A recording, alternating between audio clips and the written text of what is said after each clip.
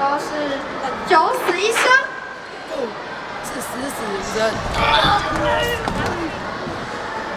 真希望我们可以平安横渡这波涛汹涌的黑水沟，到了那里还不知有没有。这场特别的表演是由着和顺国小的学生甲老师开了1年的时间准备完成的。和顺国小甲台湾历史博物馆共同合作推出《历史西游曲》，将馆内常设展介绍的历史改编作为剧本，让学生对5年的时阵开始准备。今年校方甲官方以及和顺国中嘛枪输备忘录，期待会使将这个特别的课程持续推广落去。这4年来，小朋友他们在经过1年的课程之后，都能够来到台湾历史博物馆，为现场的游客以戏剧表演的方式来做导览。小朋友他们除了学到了历史之外，他们还能够把他们所学的知识，经过了会诊、统整、讨论之后写成剧本，然后在这么好的场地里面来演出。我们在今年在迈入第4年，我们特别将我们的课程做深化与广化，与台湾历史博物馆我们签订了合作的备忘录，让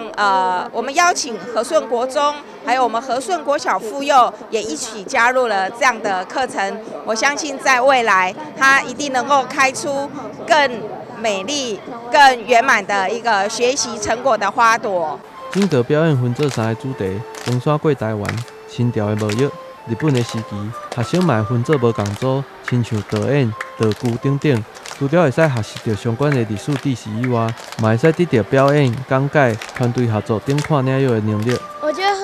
很开心，因为能够在大众面前，分享一下自己的成果，然后可以让大众知道历史的发展，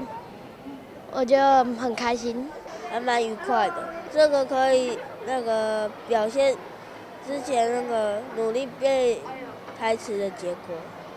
其中担任讲解的学生，除了需要将相关的背景故事拢记了非常清楚以外，更加需要随机应变甲优秀的表达能力。我学到很多历史的课程，一开始我本来不敢上台讲，后来觉得其实上台很简单，感受到当时中国的移民要渡台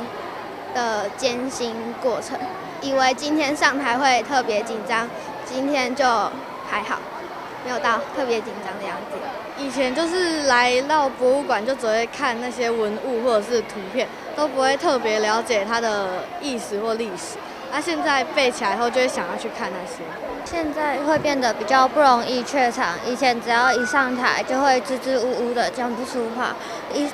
现在不容易，现在就会觉得上台就会很自然的讲得出话。现在这个课程嘛，成为和顺国小学生毕业正正重要的课程，拢予学生留下特别的回忆。台湾历史博物馆官方表示，因为博物馆是开放式的社会学习环境，所以希望透过甲学校的合作，会使带动学生甲家长多来亲近博物馆，体验无同的学习模式。但新闻郭博义采访报道。